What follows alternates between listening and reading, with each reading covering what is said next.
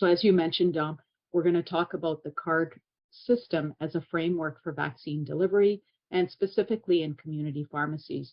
So I'm very happy to be able to share the presentation today with James, and we're going to talk about card and some of the work that we did in whole health pharmacies. Next slide, please.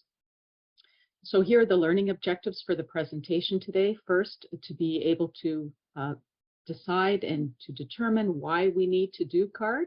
So what is the scientific evidence behind the need for card? Then talk about what card is, what the parts are, and then to share the results, as you mentioned, about a card project that we have undertaken with whole health pharmacies. And then share with you some of the practical tips from that project and some answers to common questions that we get. And as I said, I'm going to be sharing the presentation with James, and I'll speak to the first two objectives, and then I'll invite James to speak about the last two. Next slide, please. And before we get into it, let me first acknowledge that funding for all of this work comes primarily from the Canadian Institutes of Health Research, which is our national government agency funding research, and more recently, during the pandemic, from the Public Health Agency of Canada. And across the bottom of this slide, you can see that the partners that work with us on this, including our national team, Help Eliminate Pain in Kids and Adults, and some other national groups, including Immunize Canada, Anxiety Canada, and besides those, our major partners are the Hospital for Sick Children and the University of Guelph. Next slide, please.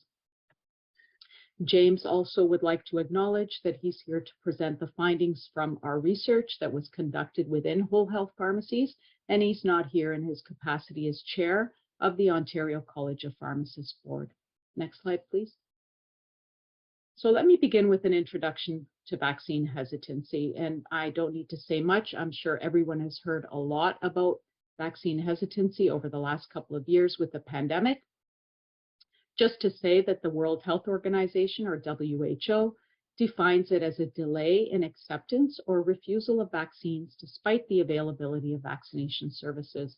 Now, it's complex and context specific. It varies across time, place, and vaccine. But importantly, there are factors which contribute to vaccine hesitancy, which include confidence, convenience, and complacency. And I'll come back to those.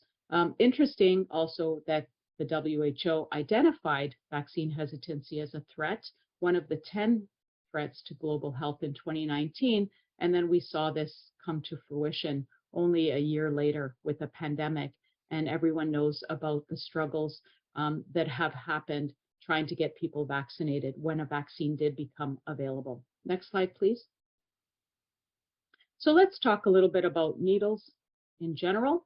Everyone knows that vaccines are the most common reason why people get needles all over the world.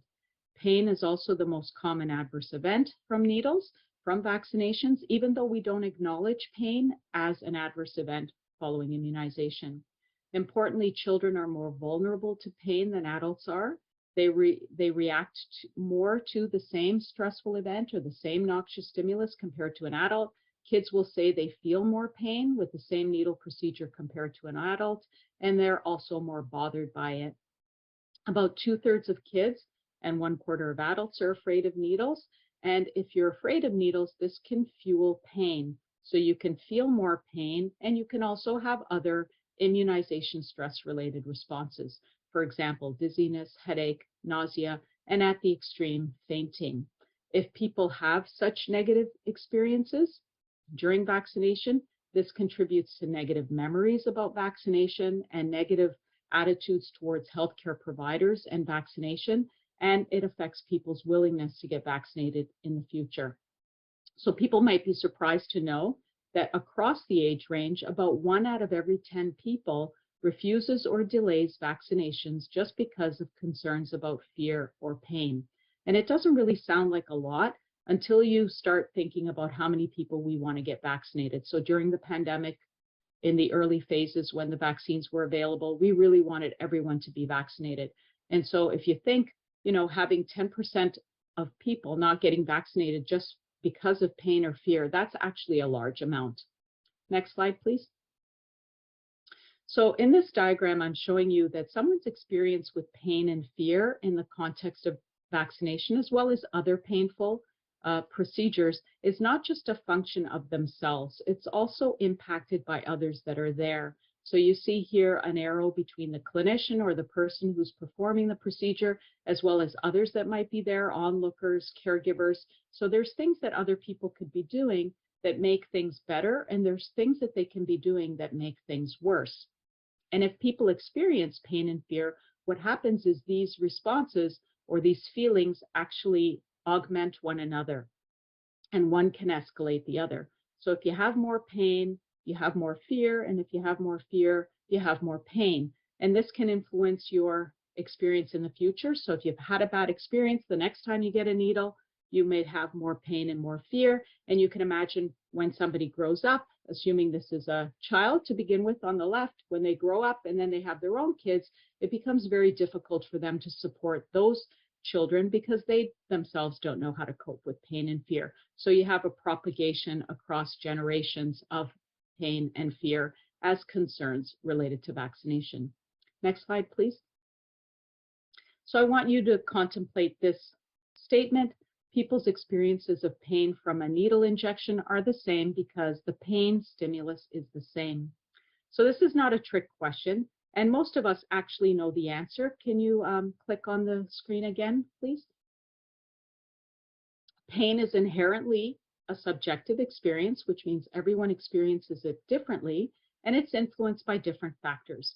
So biological factors, so psychological factors, and social factors. And you saw some of the social factors on the diagram I just showed you with other people that are present. So pain is not simply a reflection of the amount of tissue damage. And while we all know this, we sometimes forget when we're with patients, and we think that how much we think it hurts is how much it should hurt somebody else. And we have to keep in mind that it's not our perception of how much something hurts or how somebody feels about it, it's really theirs. And in particular, when it comes to kids, to just keep in mind that they may actually experience more pain, and it's what they say it is, not what we think it is. Next slide, please. In 2015, the World Health Organization published its first position statement on pain during immunization, and basically said that mitigating pain is part of good vaccination practice.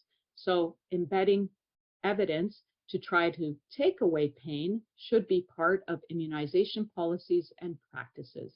And it's because we cause this problem. It is an iatrogenic harm. We don't mean for people to have pain. It's an unintended consequence of vaccination. We need to do what we can to try to prevent it.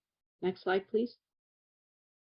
The WHO guideline was based on our guideline, which was published the same year, where we synthesized the research evidence about what works to reduce pain, fear, and associated symptoms, and we made recommendations across 5 different categories we called the 5 Ps of pain management. And you can see those along the bottom of the slide from left to right. Procedural interventions. This has to do with how vaccinators give the vaccine, so injecting the vaccine quickly, without aspiration, and by quick I mean less than 2 seconds. Physical interventions, you see an example in the picture here, someone sitting upright as opposed to lying down. So most of the time people will want to sit upright, and sitting upright is associated with less stress, less anxiety compared to lying down. You yourself may notice that when you're lying down in a doctor's office, you feel more nervous than if you're sitting up. Pharmacologic interventions, there you see a cream. So topical anesthetics are really the only pharmacologic intervention we can offer people across the lifespan, and they are quite effective. And the next intervention category is psychological interventions. This has to do with thoughts and behaviors. And you can see an example of one intervention somebody might want to use to reduce their anxiety, their fear, and that is deep belly breathing. But there's other things people can do, like be distracted or take their mind off the procedure or what's going on. On the right, you see a category called process interventions. This is basically about how we get everybody to do the first 4. So it's about educating and preparing everyone so they know what they can do to reduce pain, fear, and stress-related responses. Next slide, please.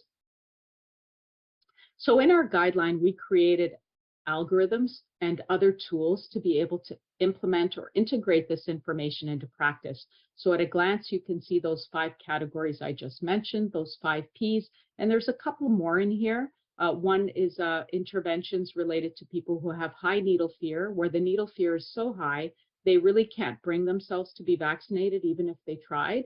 And so they would need a treatment for that high needle fear. And that would have to happen before they're able to undertake their vaccine. And there's another category there called infant strategies. And that's where we pulled out the recommendations specifically for infants because they look quite different. So along a timeline, a clinician could look at this and think of things and be able to do things that fit in that timeline. Next slide, please. So going back to this picture, the 5P interventions are mapped on it now. You can see the process interventions, which are about preparing and educating people ahead of time, applies to everybody. So it's not just the patient, it's also the clinicians, it's also to others that come, if they're parents, caregivers, other support people. Procedural interventions are directed to clinicians because they control that aspect of vaccination. But the others, the psychological interventions, the pharmacological, and the physical are directed to the patient or the individual getting vaccinated, which is because, and this is because they would have specific preferences about what they would want to do during vaccination. Next slide, please. So I said I would come back to the WHO 3C model of vaccine hesitancy. So here are the 3 main components that they identified. And interesting, pain and fear have to do with 2 of the 3. So if we just talk about all of them, complacency is about people's perceptions of risks of disease. So if people don't think that the disease is something that they're going to get, or it's going to be harmful to them, or even if they do get the disease, maybe there's treatments that can help them, they don't put high priority in it, then they're not likely to be vaccinated. Confidence has to do with trust in the vaccine and healthcare providers. So this speaks to side effects and experiences with vaccination in the past. So I mentioned that pain is a side effect of vaccination, so it figures into people's risk benefit about the, what are the bad things that can happen to me versus what are the good things that can happen to me. So if we could take away pain, we can take away an adverse event. And if we could make vaccine experiences also more positive, then people are less likely to not want to get vaccinated. And then finally, for convenience, this is about how we make vaccinations accessible to people and acceptable to people. So certainly pharmacies offer a way and a setting that is better than a lot of other settings for vaccination. So pharmacies tend to be closer to where people live compared to other vaccination settings, also more convenient hours. But there might be things about how the vaccine clinic is set up in a pharmacy that make it uninviting, make people not feel comfortable or safe. And this is where pain and fear and ways to make the environment more comfortable fit in. So out of these 3 categories, pain and fear actually are relevant to 2 of them. Next slide, please.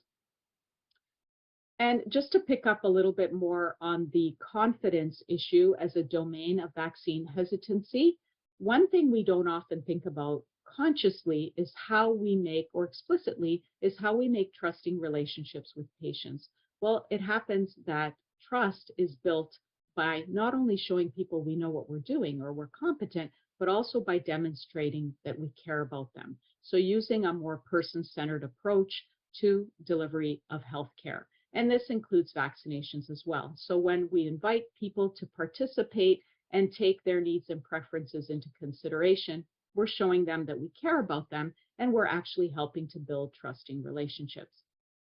Next slide, please. So this is how CARD was born. Our guideline, like other guidelines that are published, which people will know because they use guidelines all the time, is it's really good at telling people what to do, less good at telling you how to do it. So vaccination delivery, like almost everything else we deal with, is quite complicated, involves multiple systems and players. And it's not likely that one stakeholder group, say a pharmacist or pharmacy technician, could actually control all parts of the process and make sure that all these interventions are offered or integrated in vaccine delivery. And so CARD recognizes this and was actually created as a system level framework to plan and deliver vaccines and incorporate all this research evidence. So we created CARD in conjunction or collaboration with a public health unit in Ontario, Niagara Region Public Health, and they were delivering vaccinations at school. So we didn't just have to work with them, we also had to work with the school board, the individual schools, principals, parents, and children. And through that experience and that exercise, we created this framework. Cleverly, the framework actually rebrands our guideline, or the 5 Ps of pain management, into a more user-friendly tool. CARD is what it's called, and each of those letters of the word CARD stand for a group of interventions that can reduce pain, fear, and stress-related responses. So C stands for comfort, A stands for ask questions, R stands for relax, and D stands for distract. So even just knowing what these letter categories are gives you insight about the kinds of things you need to do or that you could do to help make vaccinations a more comfortable and positive experience. So as an example, if you're setting up a vaccine clinic and you're thinking about making it more comfortable, would you be able to add a chair for a support person so that they can sit down beside the vaccine recipient?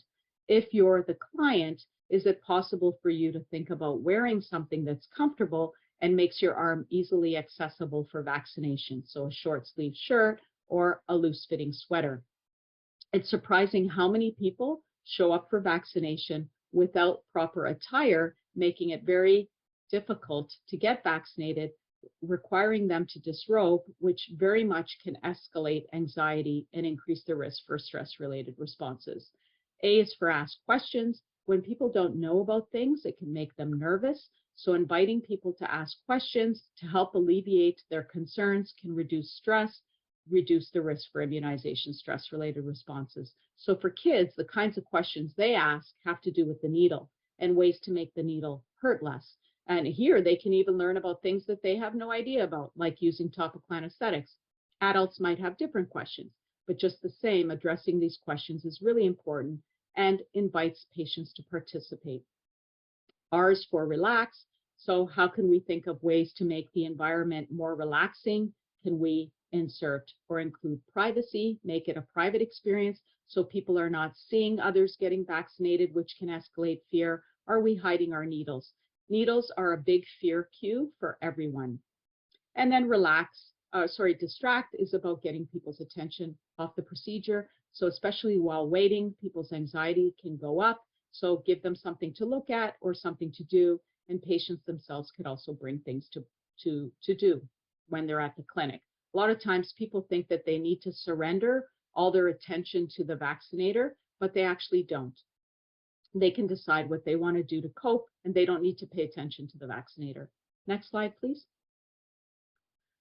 To date, CARD is the only vaccine delivery framework that's been demonstrated to improve attitudes and knowledge about pain and fear, to improve safety of vaccine administration by reducing immunization stress-related responses, including pain, fear, dizziness, and fainting, and improve the experiences of not only the people getting vaccinated, but also onlookers, as well as those administering the vaccines. Next slide, please. There's different things you can do in CARD, and this is a way to think about the things that you would do or could do. So we need to make sure that everybody is educated. So who needs to know? The healthcare providers, I mentioned the clients. If we're talking about children or elderly with caregivers, then those individuals need to know. They can learn ahead of time, but they can also learn on the day of vaccination. Even if you learn on the day of vaccination, it can still be helpful and it can still have an impact. We can change the environment to make it more welcoming and make people feel more comfortable. So I've already mentioned some of the interventions that we could use.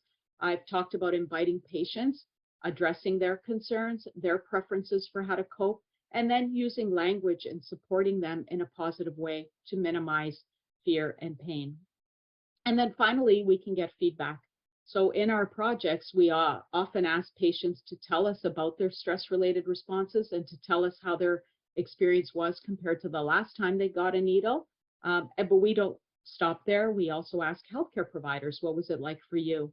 And then we make changes, reiterate based on what people tell us. Next slide, please.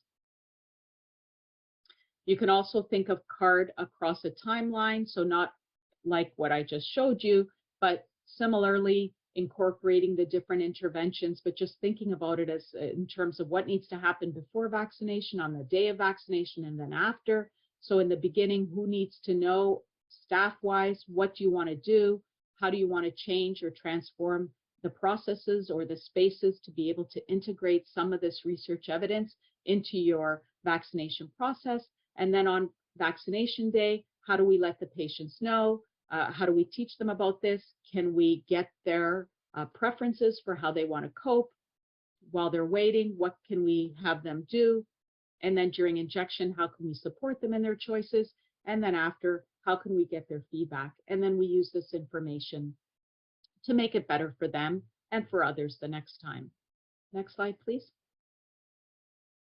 So I'm going to stop here and invite James to take over and talk about our project specifically in community pharmacies. So just to let people know, we've tested CARD in public health, which I mentioned, which is how we created it, in school vaccinations, but also during the pandemic in mass vaccination clinics and also in community pharmacies. So I'm really happy to be able to have James talk about the experiences in community pharmacies. So take it away, James.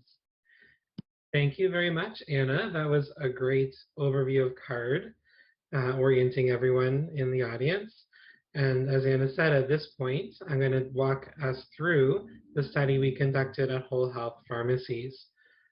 For those of you who don't know what Whole Health is, it's a group of independent pharmacies that subscribe to the Whole Health banner. And please, if you have questions about Whole Health, send me a note afterwards.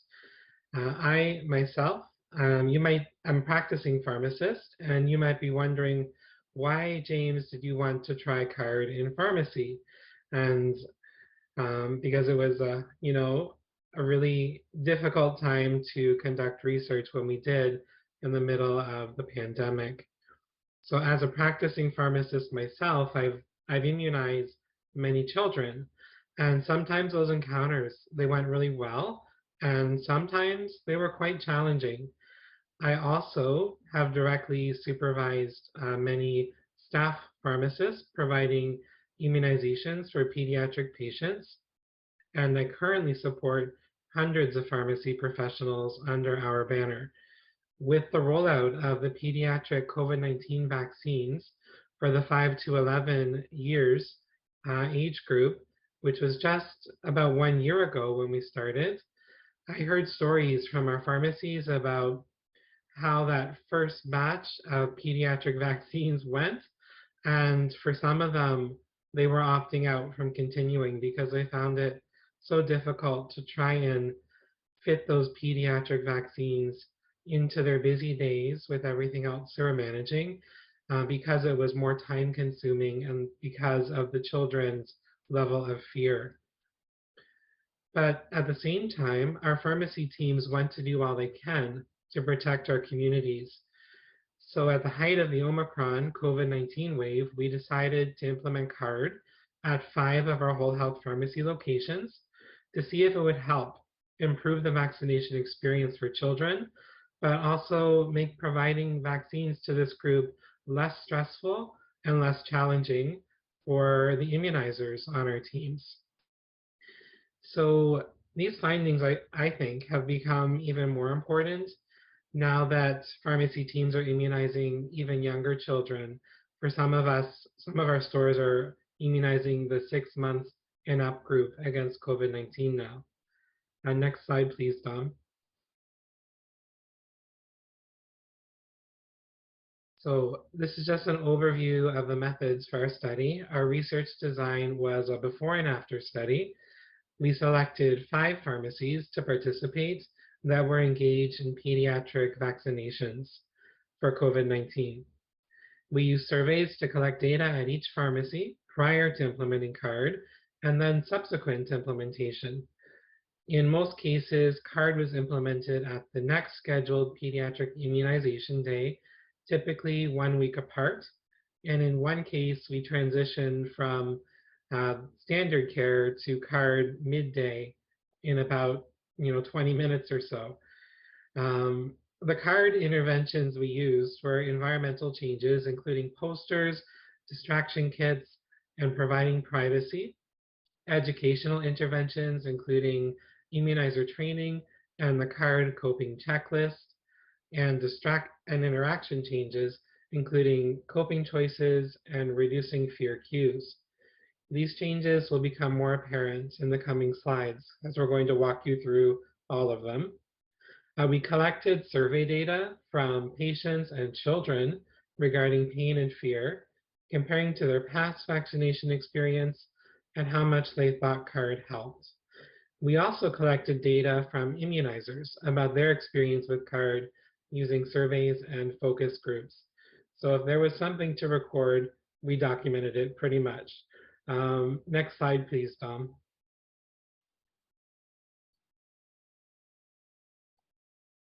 So, oh,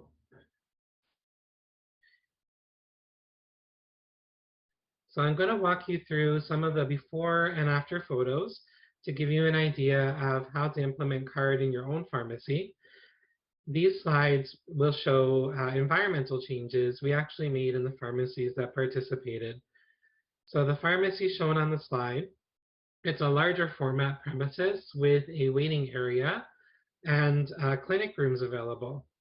So in the photo on the right, you can see card posters, one which explains card in patient-friendly language, and another that is a search and find that children and families can try while they're waiting. The bright colors and characters make the pharmacy seem more welcoming for children.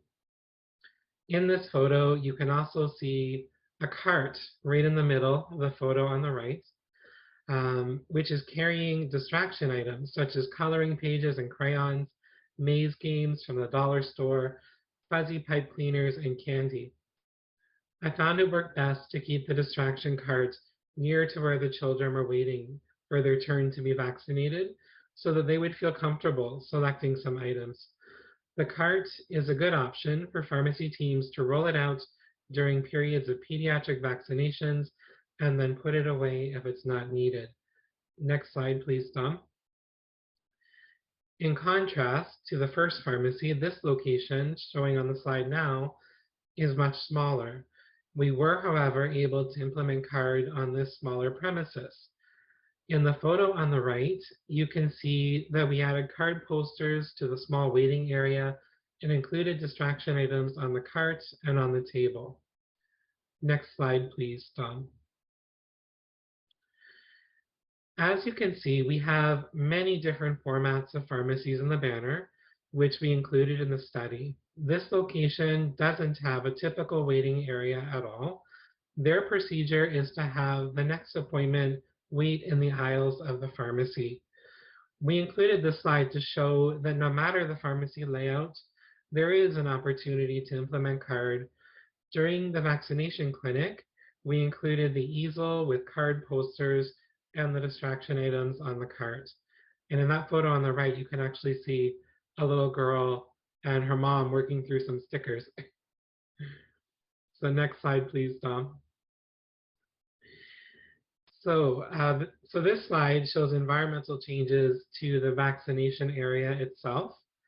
In these photos, you can see how we carefully reoriented the room so that children were facing towards card posters and away from scary medical equipment and away from where immunizers may have equipment. We were also thoughtful to face children away from where the immunizer would approach with the needle. During card implementation, you can also see that there is a seat for a parent, the child in the middle, and the immunizer to the left of the child. We required the immunizer to sit next to the child, conceal the needle as much as possible, and omit alcohol swabbing from the procedure. We also closed the door for every vaccination in the card intervention to provide privacy. My observation is that most pharmacies did not provide privacy at baseline, so that was, a small but meaningful change that we made. Next slide, please, Dom. This pharmacy was using a very small consultation room, and I'm not sure you can tell how small it is from that picture. but it has like a fixed desk in the middle that crowded the room, and the child would sit at the almost outside the room, like just beside the door, because it was so small. And this pharmacy format, it predates the expanded scope of pharmacists, where we needed more consultation space available. So this room became quite crowded when the immunizer was providing the vaccine to the child. Additionally, there was no space for a parent to support the child. You may notice on the desk there are some needles right in front of where the child was sitting, and some other medical equipment that could be fear cues. In the second photo, you can see that we moved the vaccinations to a treatment room in the adjoining clinic, which created a much more welcoming space for the child. We oriented the child to look towards card materials and away from the sharps container, which is concealed behind the smaller poster on the far right of that picture. We also carefully discussed with the immunizer how to conceal needles to avoid making children more fearful. Next slide, please, Dom. This smaller format pharmacy has a good sized consultation space just adjacent to the dispensary. And it took us about 5 minutes to transform it in preparation for card implementation. So this setup allowed the immunizer to approach from behind the child so that the needle was not visible.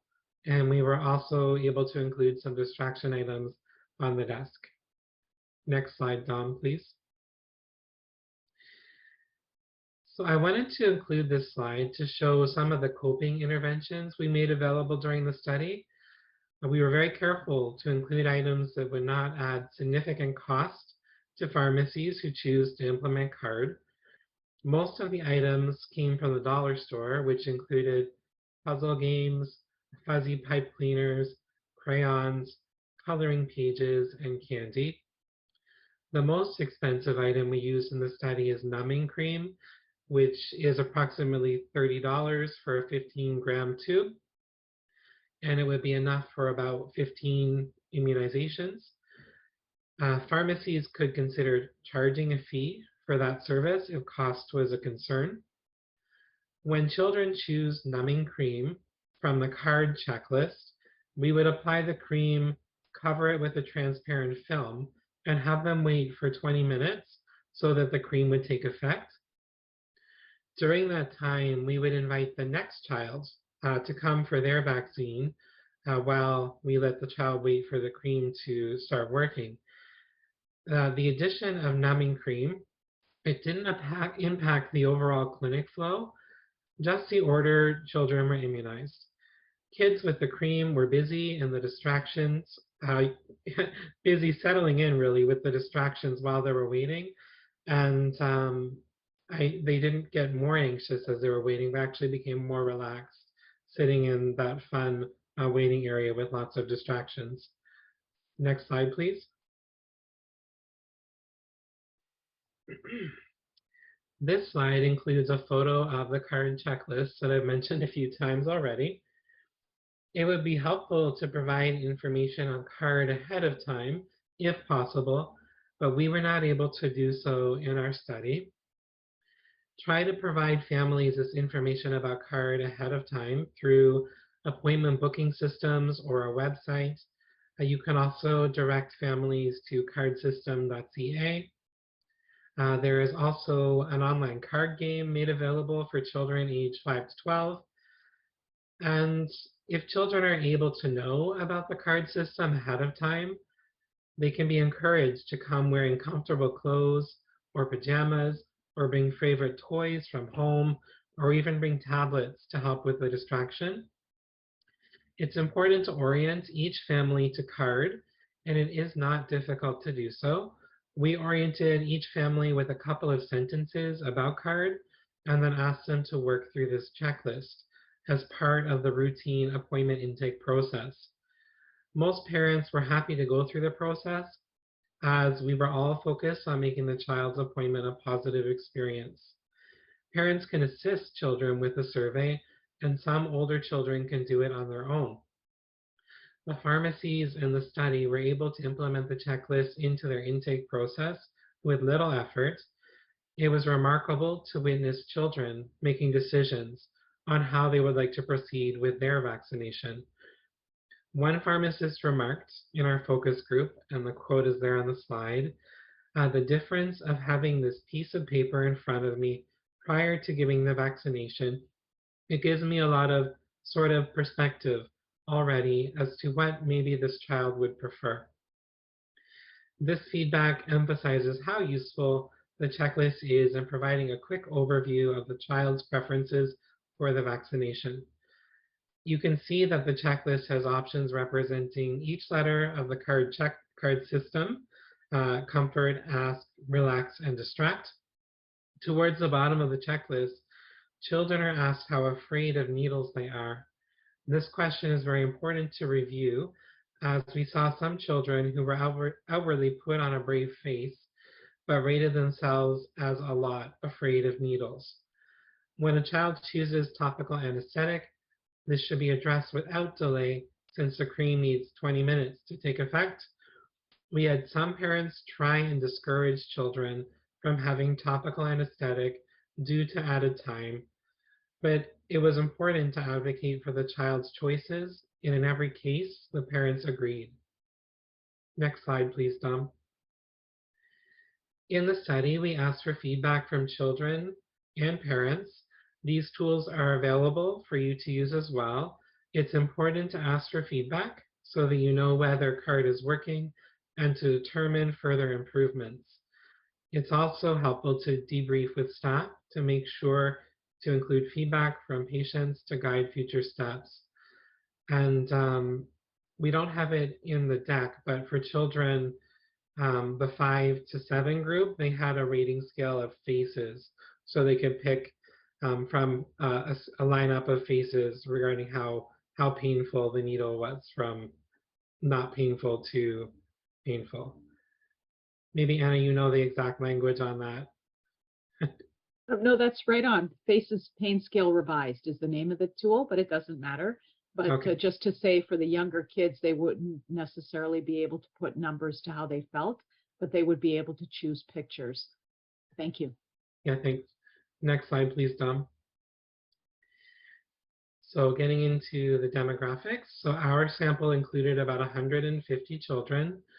About half were in the control before card implementation group, and half in the card post-implementation group. The average age was 8. There was an about equal proportion of females and males in each group, and the baseline level of fear of 2, a little bit afraid of needles. Most children were receiving their second COVID-19 dose. Next slide, Dom. These next few slides discuss the findings from our study of CARD implementation in community pharmacies. We asked children to report their pain and fear and found a reduction in both pain and fear when CARD was implemented. We also found that more children reported the experience to be better than the last time they got a needle with CARD. Most kids reported CARD helped. Next slide, Dom. We also got feedback from parents. They reported better experiences in their children and themselves compared to the last needle, and the CARD helped a lot. And it was important to ask parents about their experience, because having your child immunized can be stressful for parents as well as the child, and we certainly saw that too. This slide doesn't quite capture the candid feedback we received from parents. Many parents were vocal about how much a difference CARD made for their family, and were strong supporters that pharmacies implement the system. We had comments such as, "I wish every pharmacy would do this," or "Don't stop doing this. I'm so happy you're doing this." It was really quite positive from the parents in the CARD, in the after, when we're doing the CARD implementation. Next slide, Dom. So this slide summarizes feedback from pharmacy immunizers about changes in practice after CARD compared to baseline. The education and orientation of vaccinators to CARD brought on small but meaningful changes to vaccinator behaviors. Most noticeably, vaccinators reported obscuring needles as well as providing privacy more frequently. All vaccinators reported omitting alcohol swabs from the vaccination process more frequently. It was striking to observe how these simple adjustments made a significant difference for the patient and their family. In the standard care or control phase, vaccinators thought they were concealing needles, but upon reviewing patient surveys, children will report seeing the needle and being afraid. I witnessed vaccinators placing needles on the table directly in front of the child, and in some cases, drawing up doses in direct view of the child. Omitting alcohol swabs was met with some resistance from vaccinators. Swabbing the site was part of the training we received to provide immunizations, but it is no longer viewed as a requirement. In fact, swabbing with alcohol can make the vaccine more painful and lengthens the encounter. To support pharmacists, we posted a colorful sign in the vaccination area explaining that alcohol swabs would not be used. This process was accepted by parents and the vaccinator.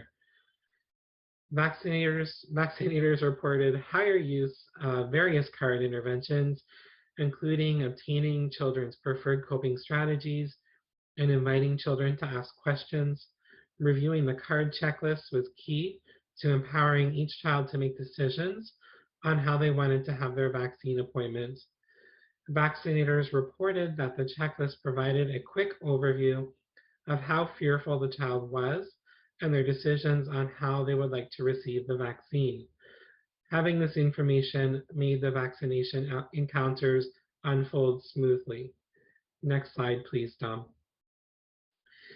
In addition, immunizers reported higher use of specific coping interventions, including distraction and the use of topical anesthetics. There were 2 children in the study that requested laying down for their vaccination, so not all vaccinators witnessed this request. We were able to accommodate this request in a pharmacy without an exam bed by placing a yoga mat on the desk in the consultation room. And if you didn't have a desk in your consultation room and you still had room for a nice yoga mat, a clean yoga mat, you could potentially lay it on the floor if you had to, if that was a request from a patient. Next slide, please, Tom. Here are some of the quotes from pharmacists that participated in the project. Separating the fearful children while they're getting immunized so the other children are not getting worked up, offering that privacy, it really helped the whole flow of the day. All around positive reviews. I mean, you'd have to be really out of your mind as a parent or a child to have a negative review of this, right? CARD made the entire process less stressful for myself as a vaccinator, for the child, and also the parents. Overall, it's a great process. It's like a prescription that you drop off and you fill and you dispense. I feel for the CARD as well. You implement that approach in your workflow. These positive comments are included in our manuscripts, which we publish this fall in the Canadian Pharmacist Journal. So have a look when it comes out. There's a lot more detail in there. Next slide, please, Dom. So this slide is my own thoughts on some key elements to follow when implementing CARD in community pharmacy settings. We did incorporate all of these elements in our study. This is in addition to the CARD checklist, which is really fundamental to the process, and everything flows from that. But some of these things we've talked quite a lot about, making the environment child-friendly. So we did that, with posters and in some cases balloons, colorful signs, providing distractions. At the beginning, we started out having like an area to go to gather distractions. And as we evolved, we found putting them right where the kids were, it was really engaging and children would self-serve. So if you're able to do that, put distraction items where the kids are waiting, put them in the immunization space too, in case you need something. If things are derailing a little bit with a particular child, you can take a break and try out some distractions.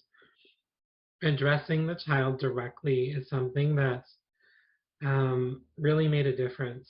So asking the child their preferences, and parents also noted how important it was that we were speaking to their child directly and involving them.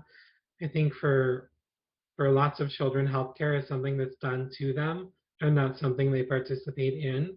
So it was really, really wonderful to see that, where children were making decisions for themselves, of course, with their parents there with them. Separating children with the most fearful first. Um, you know, in my own practice, I've had children deciding, like, you bring the whole family in together and they all want to be there, and you've got 3 children and 2 parents, and they're all screaming, and then they decide one's going to go first because that was the least fearful. Meanwhile, the rest of the crew is getting more scared.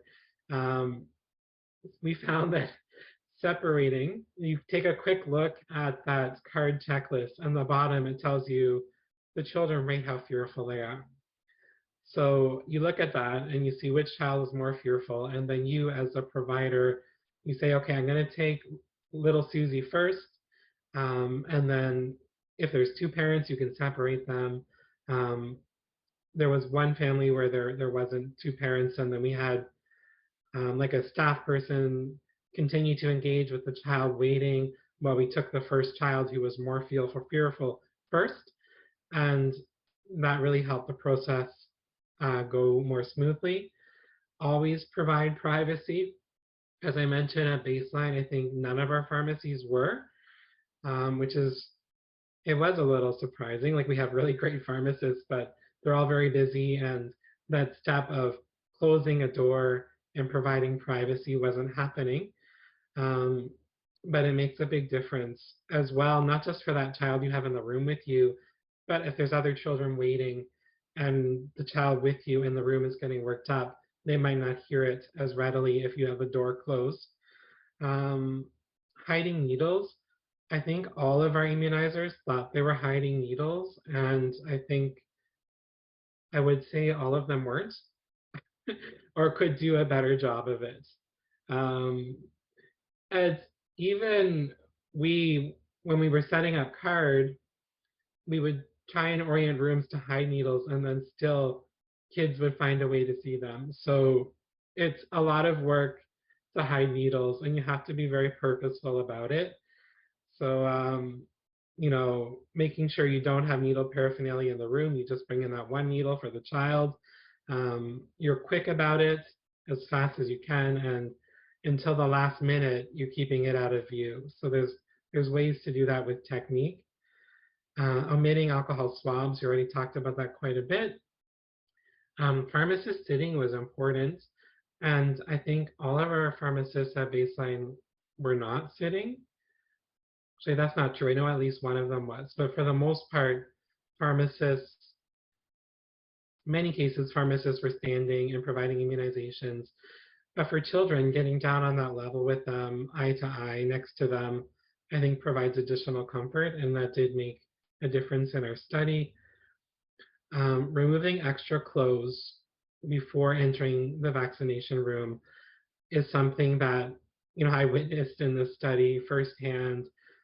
Do it, especially if you're in the winter and people are wearing, layers of winter jackets and sweaters, and then you get them in the immunization room, and you're adding an extra 2 minutes to that encounter, getting the child's jacket off, getting their sweater off. So invite them into the waiting area, set them down, get them ready at that point, give them some distractions, and then when it's their turn, they've already got off those extra layers of material, and you can bring them in, and it's much quicker and smoother for everyone. Next slide, please, Tom. So I'd like to discuss some misconceptions or barriers regarding card implementation. Immunizers may think implementing card would add additional time for each appointment. Pharmacists who tried card in our study expressed the opposite to me. They found immunizations were provided in shorter time and with greater ease, as the child was less fearful, and they had the checklist to determine their approach. You may think that orienting a family to CARD is an onerous process, but it really wasn't in the study. We provided a couple of sentences on what CARD is and then offered the checklist. You might also think that it is unnecessary, but it is. Inviting children to be involved in and participate in their care involves educating them to a degree about choices rather than imposing choices. There was a general approach from families of we all come in the room together. The pharmacist should review the checklist of each child in a family and bring the most fearful child first. Most families were fully accepting of us calling one child and then the other separately. When families pushed back, it was overcome by a short conversation that the best approach is to immunize the most fearful child first, as children generally become more fearful when witnessing others getting vaccinated. And, we also had to kind of educate pharmacists about that too, to get buy-in that you really should tackle that most fearful child first, and having another child less fearful go first and showing them it is okay isn't really made out in the evidence that that other child waiting will get more fearful. Some children, or some parents, I should say, would override the child's CARD choices. With a little advocacy on behalf of the child, we found parents would agree to their children's choices. For example, the use of topical anesthetics or being immunized without any family present. We did have some cases where the child outwardly didn't look terribly fearful, but we could tell from their checklist that they were, and they had requested anesthetic, and the parent would look at their child who doesn't seem fearful, but we would say, well, they have rated themselves this way, and it's not going to be too much an inconvenience. We really would like to offer what your child's requested. And in all cases, even the most reluctant parent agreed, because we're all there to make it best as we can for their child. Pharmacy operators may be concerned that CARD is too expensive to implement in the long term. Most of the materials may require an initial investment for items like posters or fidget toys that can be cleaned and reused, but the other items we used did not have any significant costs, such as papers, pipe cleaners, or small candies. And really a lot of the important parts of CARD are around behavior, which doesn't cost you anything. It's very important. Next slide, please, Dom. So as I mentioned, our study was in children 5 to 11, but CARD is still useful in children younger than that. And there's a modified CARD checklist that's available for children under 3. And for this checklist, the parent would be going through it and making choices rather than the child. It would also be useful to have the comfort positions infographic, which you could post in your consultation room to help patients make good choices about how the child would be positioned. And these positions, they help children feel secure and provide a feeling of security and comfort, but they also expose the limbs that we need to provide the immunizations. It also helps children feel, more in control of the situation. Next slide, please, Tom. Now I want to point out that if we go back to the WHO's 3C model of vaccine hesitancy that Anna mentioned in the first part of the presentation, it turns out that CARD actually addresses all 3 domains. This is because when CARD was designed, stakeholders were listened to about how to make the vaccination experience more positive and on a broader level beyond pain and fear. And they recommended education about immunization. We incorporated education about vaccination, and it fits under the A, or the ask letter, category of CARD. And as a result, CARD addresses vaccination complacency. We integrated pain, fear, and fainting mitigation interventions in the vaccination process, which addresses confidence, and optimized clinic factors, which addresses convenience. Next slide, please, Tom. So let's take a moment to pause and reflect on some of the information we have presented. I want you to think about whether you have ever met a patient who was afraid of needles. Try and recall what happened. What did you do? How well did it work?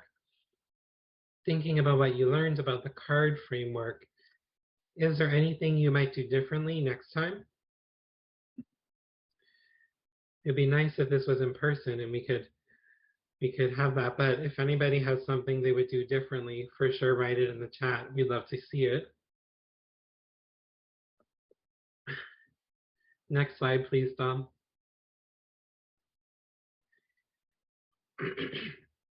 We've come to the end of the presentation. To summarize, pain and fear and related stress responses can hurt vaccination, but they represent modifiable harms of vaccination. The good news is we can play our cards to remove these barriers to vaccination. CARD is a vaccine delivery framework that integrates evidence-based approaches to reducing vaccination stress-related responses. CARD prioritizes the individual getting vaccinated, and everyone literally plays their cards to support the individual getting vaccinated. Any organization delivering vaccinations can review their processes to look for opportunities to insert interventions to improve the vaccination experience. Then embed the information and activities that are needed in usual vaccination processes.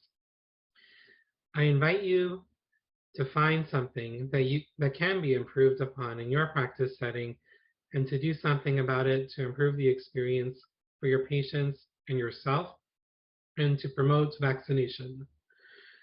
The expected benefits of making vaccination delivery safer and a more positive experience is that individuals will suffer less harms, have more confidence in vaccination, and be more likely to accept vaccination and other needle procedures in the future. For pharmacy immunizers and staff, it will also lead to a more positive experience with vaccination. Next slide, please, Tom.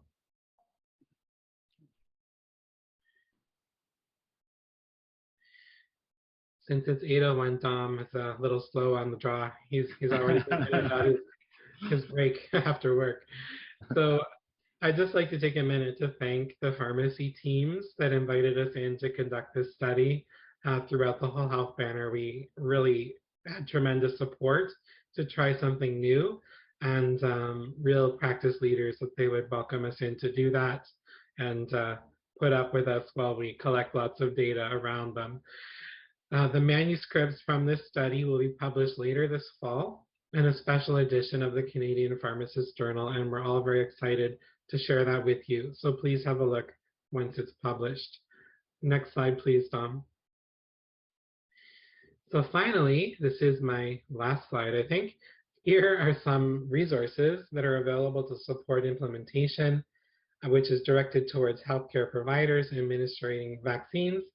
Patients, parents, and educators, all are freely available for pharmacy teams to use and share with your patients and the public.